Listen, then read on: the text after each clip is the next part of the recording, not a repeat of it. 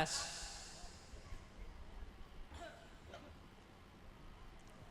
Testing, testing. Anake serembes mboke wis mlenting. Halo percobaan. Sing rande bojo do biayaan. Golek golek. Golek ning ndi? Kono akeh. Bapak-bapak, ibu-ibu, Nek ora tepak ra iso mlebu. apa? Kok ora tepak ra iso mlebu? Akeh lho.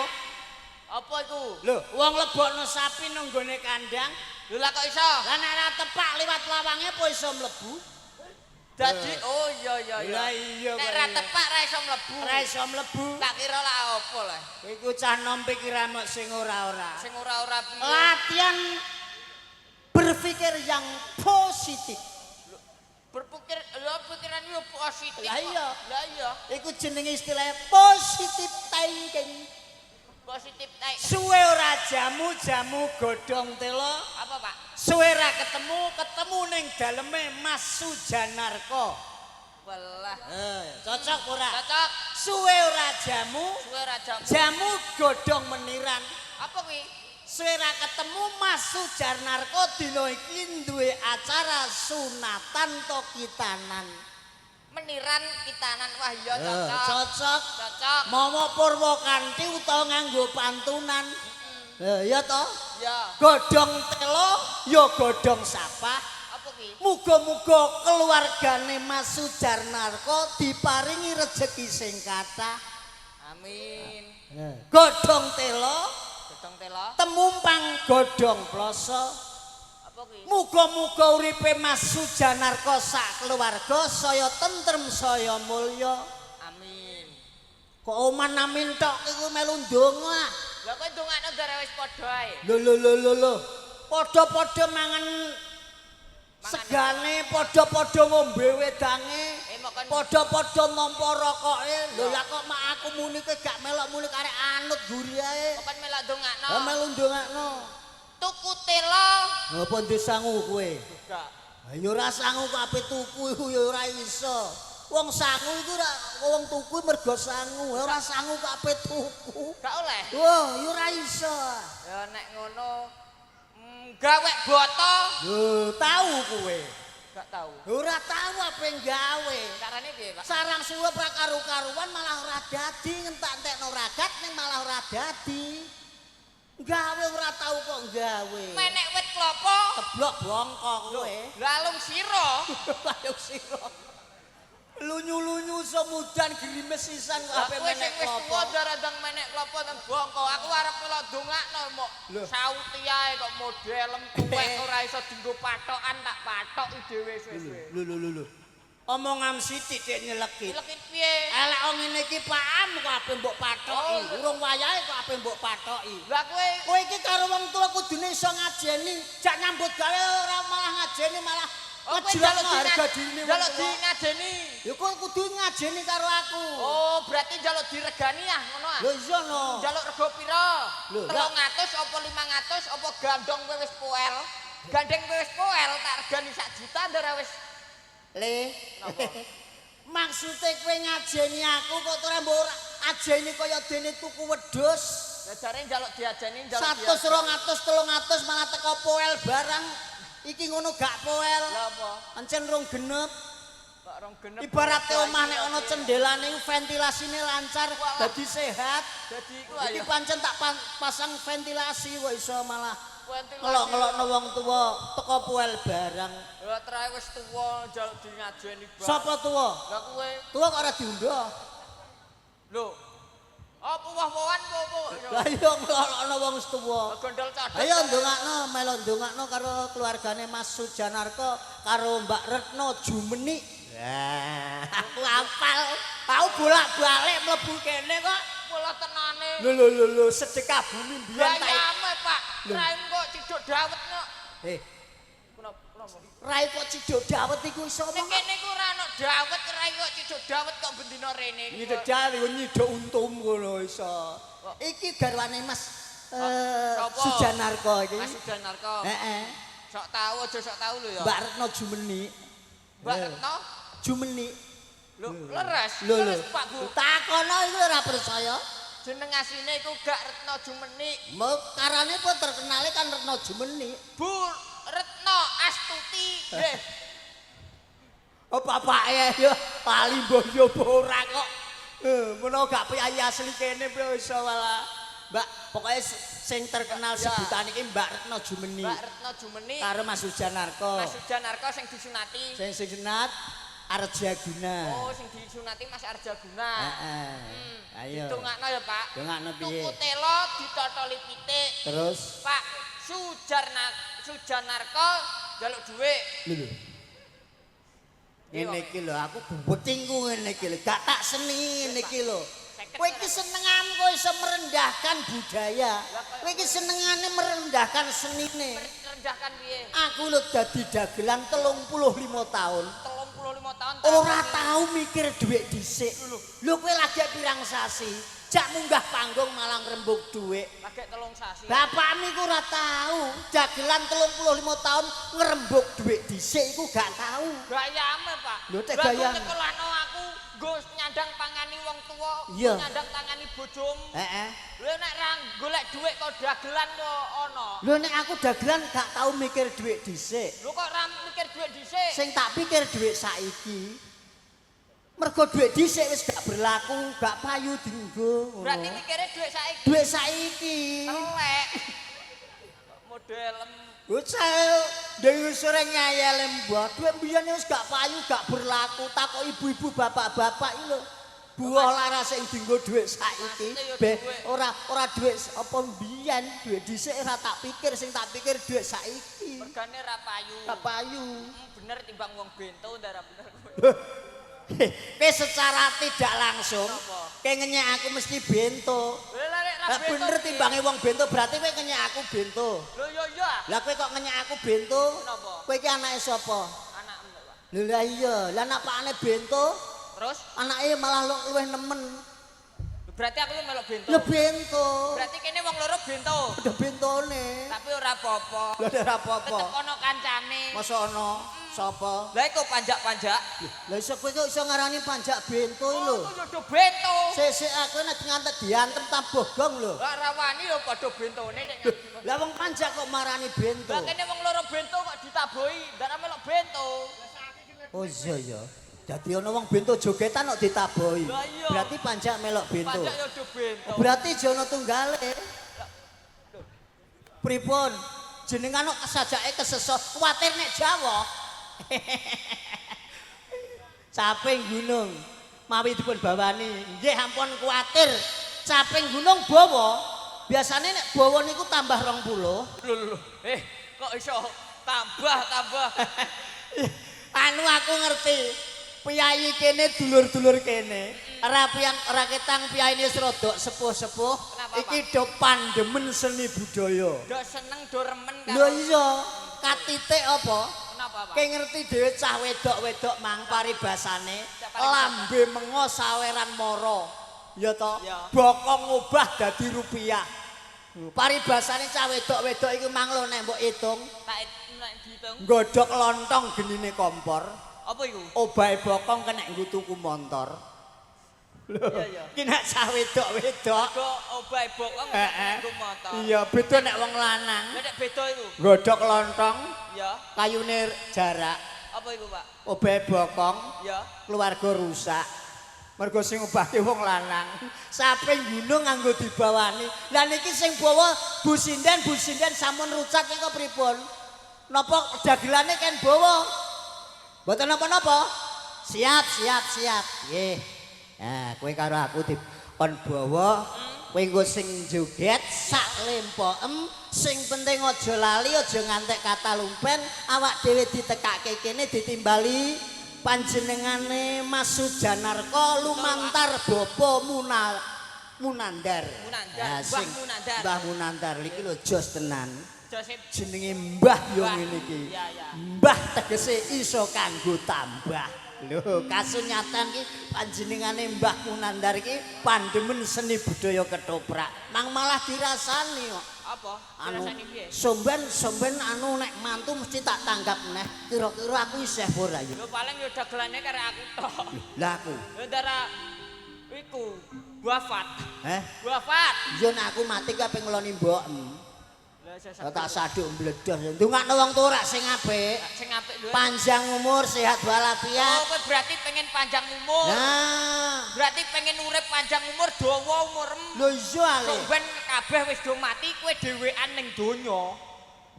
Aku rak tengil-tengil dhewe. Lah iya jare panjang umur. Terus nek aku mati sing apik gotong aku sapa? Ya ora ono, paling ya batangem digondol kirik ngono ae. Nek ngono mati cepet telah.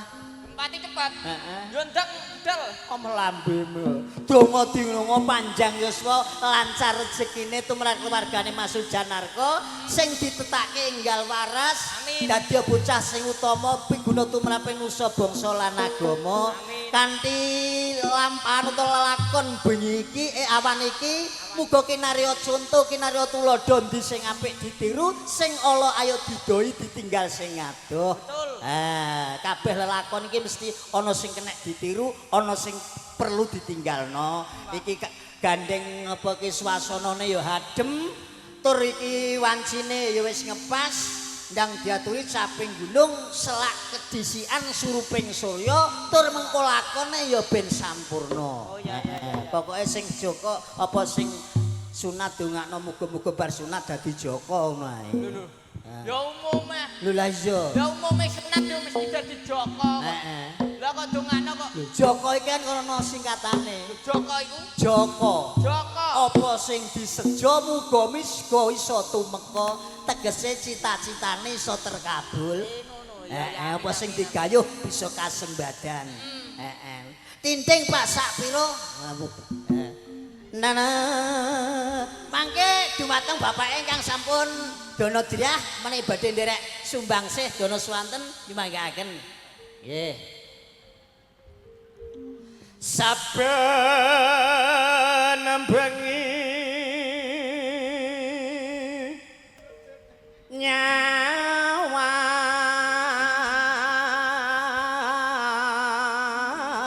nyawang aku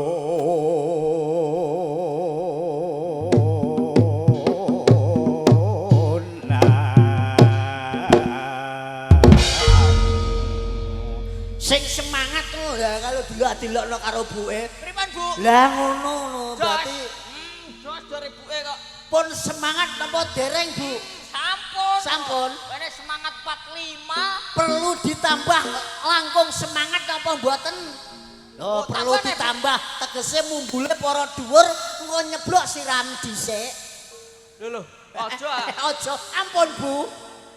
Gue manjar. Kowe man ganteng nggih, Bu. Ganteng apa? Ganteng ya, Pak iso welik yang gumun jane, Bu. Lho, Lah wong aku anak-anak ganteng-ganteng kok Pak kaya truwelu.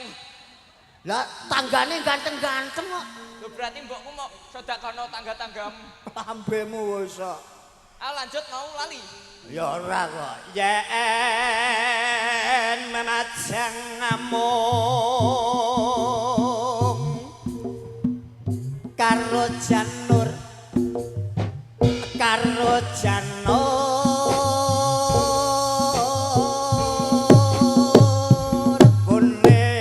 kuning. Ya. Wis dhuwur. Eh? Wis dhuwur. Kurang sithik. Kurang sithik. Kembang wae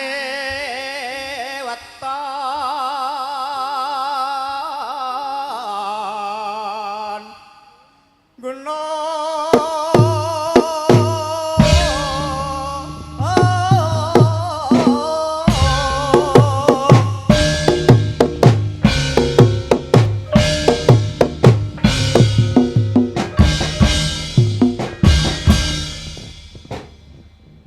Wih. genten wani apa ora? Hah?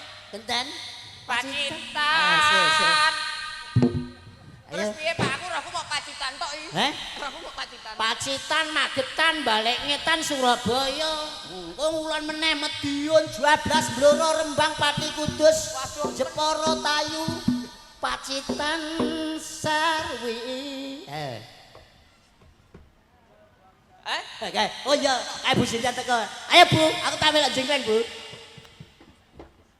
Pak Citan. Semono, semono.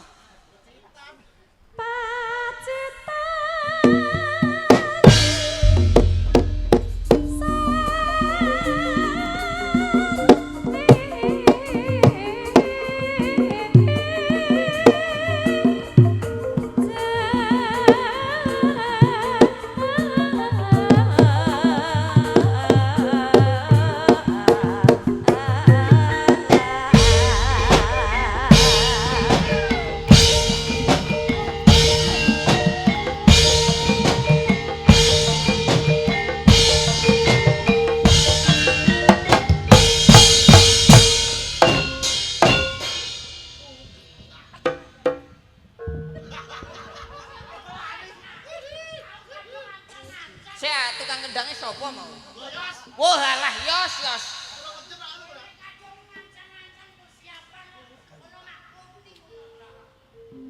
Kakek ngombe itu gitu ya. Ceren.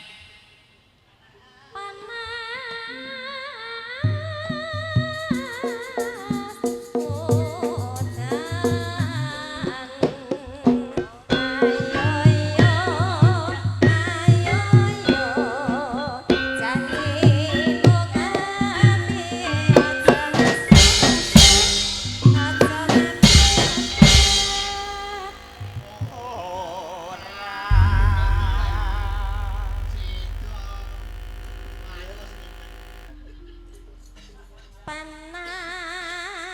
udan Yo. panas udan aling-aling capek gunung.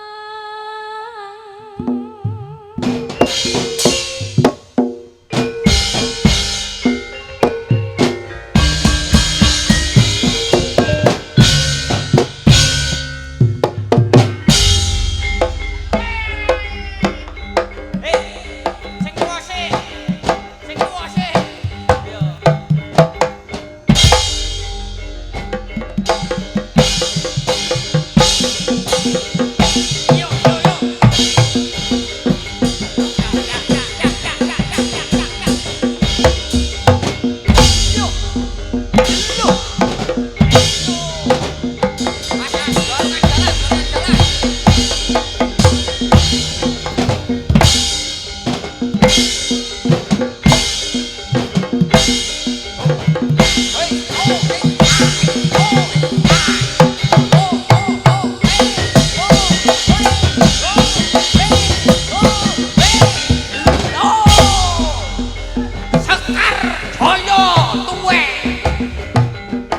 Biar bareng banyu urip. Ya.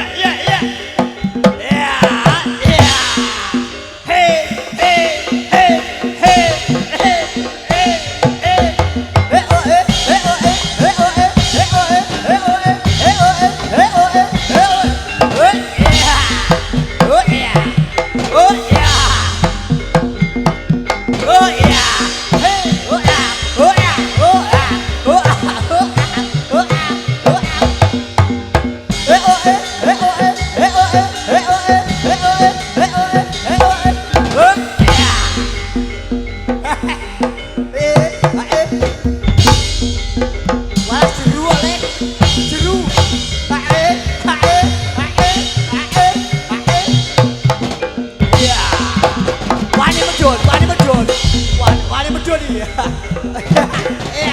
Oh, ya. Ayo, jaluk sampeyan Mbah Munandar. Ayo, sampeyan Mbah Munandar. Medun. Pasar dhuwur-dhuwur. Kelangan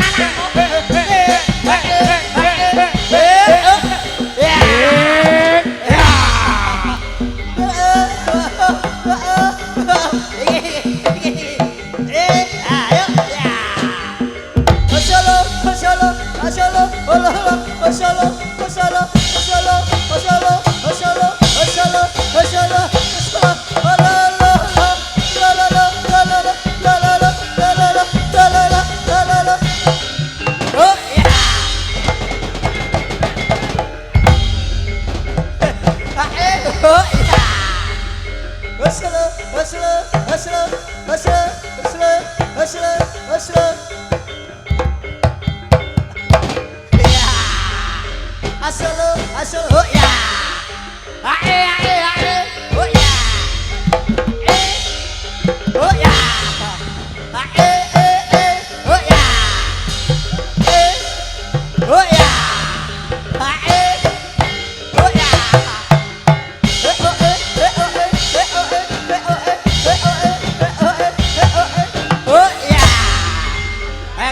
buwe kae diundang buwe.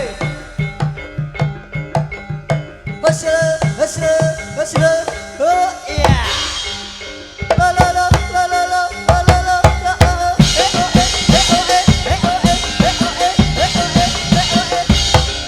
Oh iya. Oh iya. Masuk.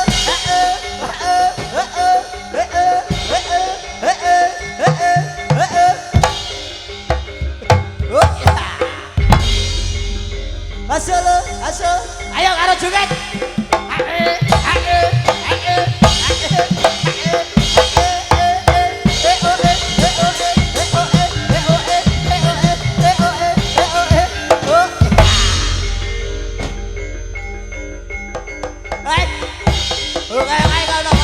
Terima kasih. Matur nuwun Bapak.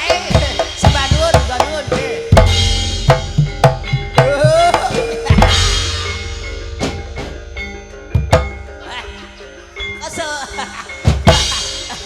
Ayo kesel gendingnya diterusno.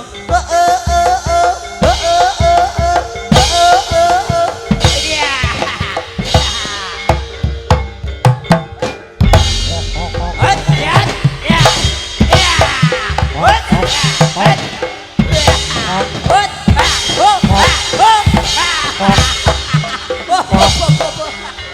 Genten aku. Salto ngono akalah. Lah aku nek terus salto ngono ya kecil lah. Loh, ada ora yo? Loh iya no Mas. Pripun to Pak Lek? Jangkrik itu. Ayo kabeh iki pancen ya kudu ngati-ati setiti iki perlu. Ora ngono. Kenapa? Ora usah njaluk saweran, tak nggo ndadakno jam iki lho. Tak nggo ndadakno jam bedok. Lha iku jamku mbok enggo kok kowe ngeyel. Kok tukokno jam ning di mall rego 15.000 wis rusak dhewe aku. Tuku dhewe kowe gak kelar nukokno batu terus batune sing nukokno aku ngono kok. Apa mau tukokno batu es kristal iku?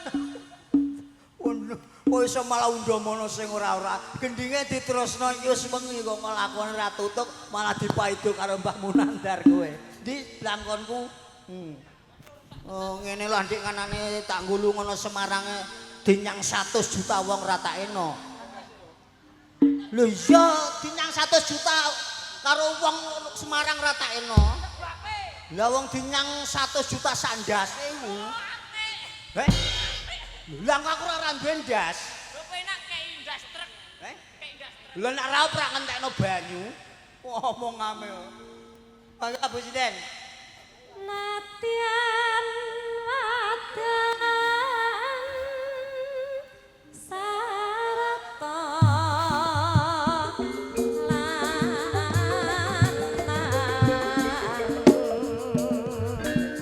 Lali kegolange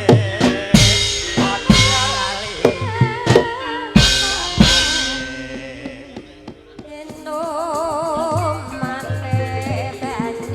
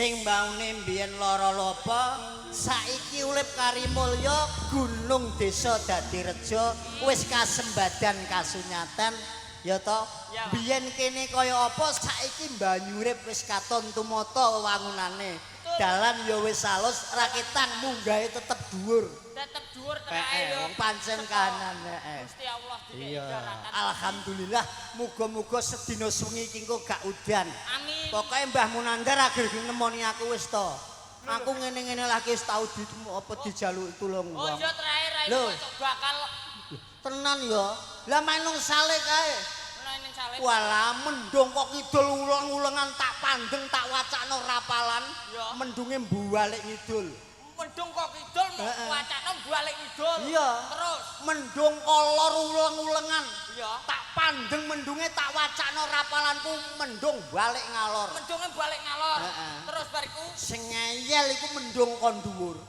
lho kok iso walah tak pandeng tak wacana rapalan malah ngajak-ajak kancane tetep beres modal ayo mendung sing kon dhuwur tetep yo kok dhuwur tetep udan semoga-moga paringi terang sedina sewengi kajate Mas Sujanarko sak keluarga iki awak dhewe iki ya toh sponsore Mbah Munandar muga-muga ya diparingi sehat walafiat bisa nungkuli awak putu anak putu lakone diterusno ben ngantek sampurna kekurangane nyuwun duwing samudra pangangsami ingkang kathah mangke dalu dipun sambung sak gayeng-gayengipun ayo sowan